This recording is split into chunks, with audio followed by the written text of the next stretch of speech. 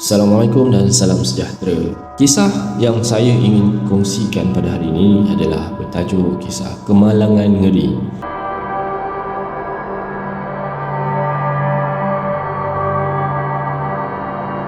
Kali ini aku nak bercerita kisah pendek pengalaman sepupu aku. Dia ni perempuan ya. Dia bekerja sebagai driver lori. Pada satu malam, dia perlu hantar susu getah yang dah mengeras tu ke tempat timbangan. Kebiasaannya, setiap kali perjalanan ke tempat penyimpanan sementara susu getah tu, dia pasti berdua dengan kawan dia. Jarang-jarang je solo. Yalah kan, gerak seorang waktu awal pagi risau kot ada apa-apa masalah, ada peneman atau pembantu taklah takut sangat. Seorang-seorang kan. Tapi seorang-seorang tu pun biasa bagi sepupu aku. Dah biasa, memang kalau driver lori ni biasanya memang mana ada bawa ramai-ramai kan. Dia seorang-seorang. Pada satu hari, sepupu aku tu terpaksa gerak seorang-seorang. Dia dapat panggilan dari Pakcik Manap untuk pergi hantar susu getah yang dah sedia diangkut ke dalam lori untuk dibawa ke tempat simpanan sementara. Tak boleh biar lama kat dalam kebun. Pencuri ramai. Kawannya tak dapat nak turut sekali kerana ada hal lain yang perlu diselesaikan pada hari itu. Tapi nasib baiklah kat sana nanti dah ada yang sedia menunggu untuk tolong turunkan susu getah ke tempat penyimpanan. Jadi nak tak nak terpaksalah sepupu aku gerak seorang. Masa tu dah jam lebih 12 pagi. Di awal pagi, takut tak takut soal kedua. Untuk mencari sumber rezeki punya pasal, tak kisahlah, seorang pun seorang lah. Lagipun dah biasa. Sepupu aku ni pemberani orangnya. Pernah dia drive seorang-seorang. Pada satu malam tu tiba muncul mayat tengah jalan, bergolek-golek katanya. Cik gula-gula kot sepupu aku tu. Apa lagi, pencut lah. Tak habis-habis nak game aku, setannya hantu. Bil sepupu aku seorang-seorang. Okey, kita kembali pada cerita yang tadi. Ini tadi cerita sikit lah kan, saya ingat. Okey, selepas selesai semua urusan kat tempat penyimpanan, sambil buat kerja, sambil borak dengan member-member kat sana lah. Biasalah tu kan. Kan kalau tak bersembang, orang kata sombong pula. Tak sedar masa berjalan begitu pantas, sepupu aku minta undur diri untuk pulang. Jam ikut kira tolak tambah dalam pukul 3 lebih. Masa tu 3 lebih pagi ya kawan-kawan. So sepupu aku ni pun mula memandu untuk pulang. Dalam pertengahan jalan dia terhidu bau busuk sangat hanyir. Hampak bau apa benda, semua bau ada. Busuk tu boleh bawa bincang weh. Hingga kan dia terpaksa buka tingkap lori. Kata dia alang-alang dah buka tingkap tu, hisaplah rokok sebatang dua kan. Jadi mungkin bau susu getah kot katanya dalam hati. Lantaklah. Sampai satu kawasan tu, dia tengok ramai orang siap dengan ambulans sekali ada. Sampai dekat kawasan tu, ada orang kemalangan katanya dalam hati. Dia pun berhenti dan turun dari lorinya untuk tengok keadaan kemalangan tersebut. Ketika berlaku pertemuan antara dua buah kereta,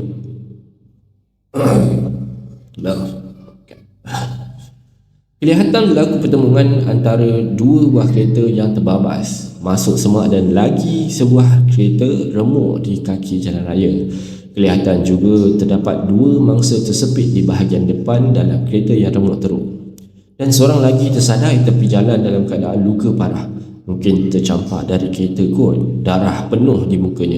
Kelihatan juga pihak ambulans yang sibuk dengan peralatan mengusung untuk angkat mangsa-mangsa yang masih hidup untuk masuk ke dalam ambulans. Memang agak teruk lah kalau dengan daripada apa yang diceritakan ni.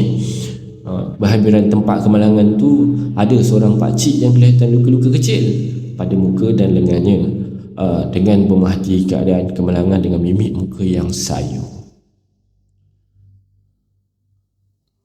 Sepupu aku pun tanpa berlengah pergi dekat pakcik tu dan mula bertanya, apa yang berlaku ni cik?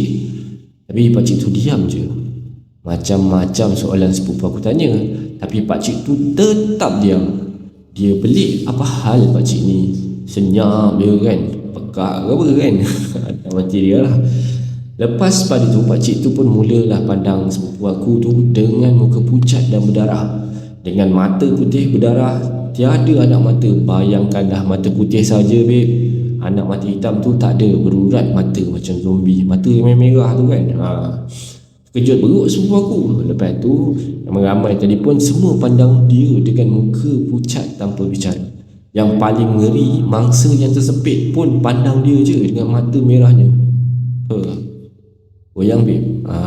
Ini nanti dia ni, kalau misal kata kita bawa kereta, nampak orang kemalangan, awak bayangkan awak tengah drive kereta, nampak kemalangan, lepas tu yang mangsa tu masih dalam keadaan tak tertutup, kemudian yang dah meninggal atau tersepit di dalam kereta tu pandang awak, goyang itu memang boleh jadi orang kata kena badi mayat. Jadi sambung balik cerita. Pelan-pelan sepupu aku undur dan berlari anak masuk lori. Apa lagi, cabutlah. Kena game aku lagi malam ni. Setan punya tu. Bebel sepupu aku seorang-seorang. Sebelum balik rumah, sepupu aku singgah dulu stesen minyak yang masih beroperasi bagi redakan keadaan ketakutan dia. Kan? Yelah, dah tadi goyang benda ni, dia mesti tangan mesti menggeletar tu kan. Jadi, dan ikut juga pada petua kata orang tua, kalau kita hadapi sesuatu gangguan ataupun jin setan, jangan terus balik rumah. Nanti dia ikut balik sekali. Nanti buat kacau pula kat rumah kita. Yalah, mana tahu ada anak kecil ke kan. Budak-budak ni memang sensitif lebih. Benda-benda macam ni memang senang pada budak-budak. Jadi kalau boleh, kalau kita jumpalah perkara-perkara yang agak mistik ke apa benda dalam perjalanan kita kan, jangan terus balik rumah. Relax dulu, pergi cek mamak ke, relax setengah jam, minum air apa semua, baru balik rumah. Keesokan harinya, sepupu aku ni pergi ke lokasi kejadian semalam, yang kelihatannya tapak kawasan tersebut hanyalah semak dan lalang tinggi, dan tak ada pun kesan kemalangan teruk macam semalam. Tapi kawasan tu memang kerap berlaku kemalangan. Kira kawasan tu kawasan keras. Jadi mana pada kawan-kawan semua minat tak cerita ni? Saya pun pernah ada satu orang kata sikit lah pengalaman saya. Waktu tu saya memandu daripada highway Senai Desaru. Maksud saya daripada Desaru nak balik ke Johor Bahru lah.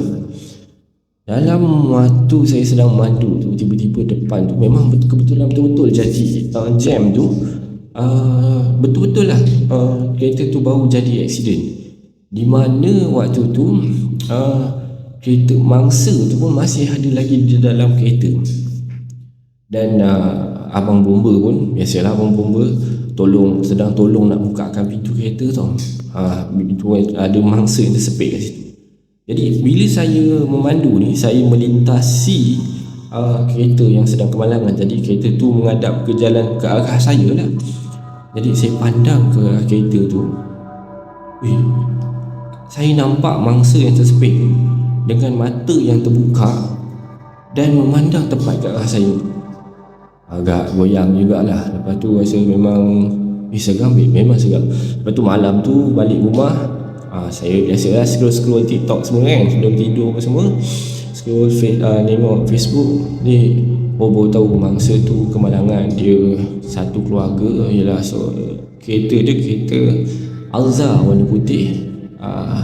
Dia sekeluarga ada 6 orang tak silap saya. Yang selamat cuma 2 orang, yang 4 orang meninggal, termasuklah yang saya nampak tadi tu. Jadi sekian untuk cerita yang pertama ni. Jadi saya akan sambung cerita yang kedua selepas ini. Kembali kita pada cerita yang seterusnya, iaitu cerita yang kedua untuk video yang inilah. Okay, kita sambung ni. Cerita ni berkenaan cerita pasal seorang polis bantuan rasanya. Polis bantuan ataupun guard ke macam tu lah. Okey, tanpa membuang masa, kita mulakan cerita yang kedua. Dalam Ogos tahun 2008, kisah ni masa kerja malam. Masa tu aku kerja di cawangan Kamp Komandan Johor, tugas jaga Saujana 1. Itulah kediaman Menteri Besar Johor dari 12 malam hingga 8 pagi. Siapa tahu Sarjana 1 tahulah keadaan tempat tu macam mana. Landscape kediaman penuh pokok-pokok tua yang besar-besar. Ada 3 pokok beringin tua. Kawasan agak sunyi. Aku kerja dengan budak polis sokongan, maksudnya polis bantuan lah, dan yang berpangkat constable. Aku juga constable juga, tapi rank file RF. Saya tak berapa faham lah kalau bab yang rank file ke apa benda ni kan. Okey. Jadi kami kerja macam biasa. Kenderaan keluar atau masuk kena check, ambil betul-betul pelawat, buka auto gate, balik pelawat kena serah semua pas pelawat. Bila tugas malam ni, kebiasaannya cuma tukang kebun atau driver VVIP yang memang bertugas kat Sarjana 1 ni je yang keluar masuk. So, kerja malam ni agak relax berbanding kerja siang.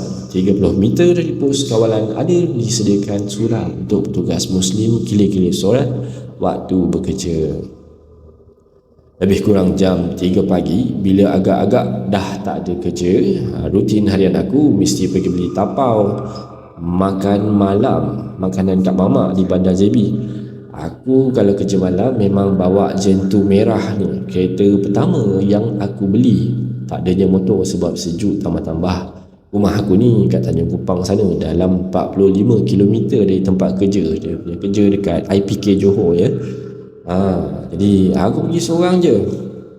Budak seorang tu kirim tapau je, and kena tunggulah kat pos entry sebab pos tak boleh tinggalkan kosong. Gitu, walaupun dah tak ada kerja sangat, nak tidur pun pandai-pandailah, gilir-gilir berdua. Biasanya time lenggang macam ni, masing-masing tengok DVD. TV pun disediakan. Seronok kerja sana je, ada TV semua, memang santai. Lapor keadaan guna walkie-talkie atau main phone je. Masa nak ke Bandar JB beli tapau, memang kena lalu jalan tepi lokap air molek. Dia sambung tadi ya. Elok je lintas tepi lokap air molek tu, aku dengar seorang sayup-sayup panggil nama aku. Cik. Dalam 2 kali. Aku tak tahu suara tu datang dari mana. Mungkin member yang kerja kat Sentry Post lokap air molek tu kot yang panggil aku, sebab dia orang kenal dengan kereta Gentoo aku ni. Kereta legend lah kot kan. Settle tapau makanan, balik ikut jalan yang sama. Sekali lagi ada yang panggil nama aku. Masa tu baru aku tahu siapa panggil nama aku bila terperasan. Ada satu makhluk duduk dalam bangunan terbengkalai tepi jalan lokap air molek, sedang lambai-lambai tangan dekat aku yang tengah drive kereta ni. Aku drive macam biasalah, walaupun memang dah seram masa tu. Muka pun tak nampak, cuma makhluk tu perempuan. Rambut panjang, pakai baju lusuh je. Sampai sentri Sarjana 1, aku ajaklah budak KS ni makan. Maksudnya kawan dia tadi lah, makan sekali, tapi dia sibuk main phone. Biasalah tu budak bujang, duk melayan awek, bergayut malam-malam buta macam ni. Dalam 3:30 pagi, lepas aku siap makan, budak ni baru nak start makan. Aku pergilah cari pilih air kat surau untuk basuh tangan.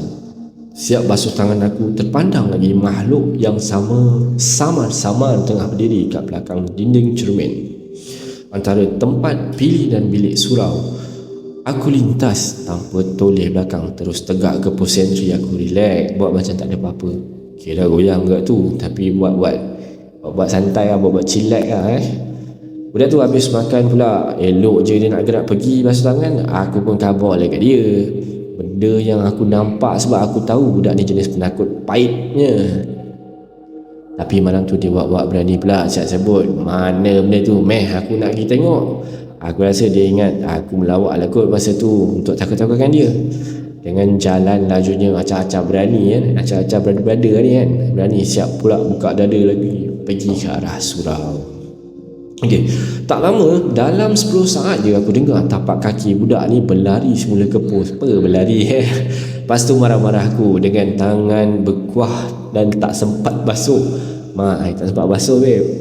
Dia cakap kat aku ingat hang main apa hang ni nanti teman aku basuh tangan weh, bila lah. Itulah dengan logat Perak ke Kedah ni, aku pun tak tahu dah ni. Aku angguk N buat diam je, buat let buat peace je. Dia waktu tu nak tergelak pun ada, tapi aku pun tahan. Pucat sedar muka kau bah. Ini dah Sabah pula begini, Sabah ke Sarawak. Lain tak payah cerita lah. Yang aku nak cerita ni satu je. Lepas hari tu budak tu tak nak sentri dah kat sarjana 1, dia sanggup sentri kat sarjana 2. Kediaman Ketua Polis Johor, tak tidur pun tak apa. Kata dia sebab sarjana 2 ni ada CCTV, pantau petugas dari tidur malam. Kat sarjana 1 ni aku ada jumpa 3 kali gitu, tak ingat. 2 kali lagi dengan dengar orang azan kat surau tu. Bila genap waktu azan subuh, bila aku pergi tengok dekat surau, tak ada orang pun azan. Diceritakan dari surau, dari tukang kebun di situ, suara jin Muslim yang tumpang solat kat surau tu, ada kala tumpang jadi makmum bila ada orang solat subuh sorang-sorang kat surau yang sama. Okey, jadi budak KS tu aku dah tak tahu dia kerja kat mana dah berhenti agaknya. Apa-apa pun yang buruk datang dari diri sendiri dan yang baik datang daripada Allah Subhanahu Wa Taala. Jadi insya-Allah kita berjumpa lagi nanti dalam cerita yang seterusnya. Agak apa pun nanti wacau lu, like ciao.